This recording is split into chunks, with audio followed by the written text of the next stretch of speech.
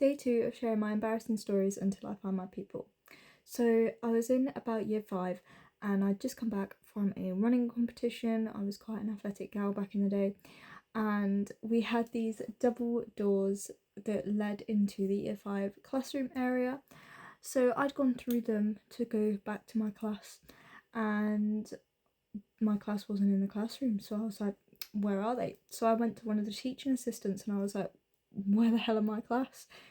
She was like, they're down in the ICT suite. For anyone that's not in the UK, that is like the computer lab. You have computer class down there.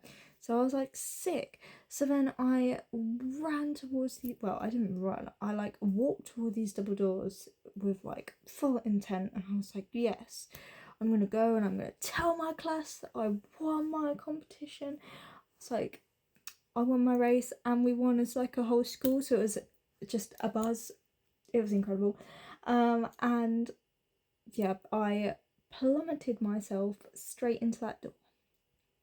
And I walked, pushed, door came back, smack, and I chipped my tooth, my front one. So I start crying,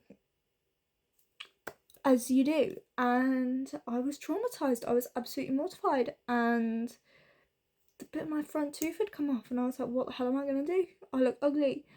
Found my class, they all came back upstairs because the lesson was over, so I might as well have not even fucking gone down.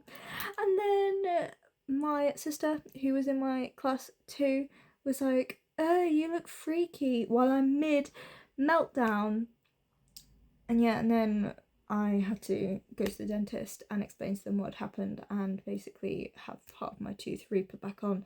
And then I did the same thing again in 2020, and I was boxing and I punched myself in the face and broke the same bit of tooth, so then I had to go back again, but this time because it was locked down I had to be without part of my tooth for like days because they couldn't get me in.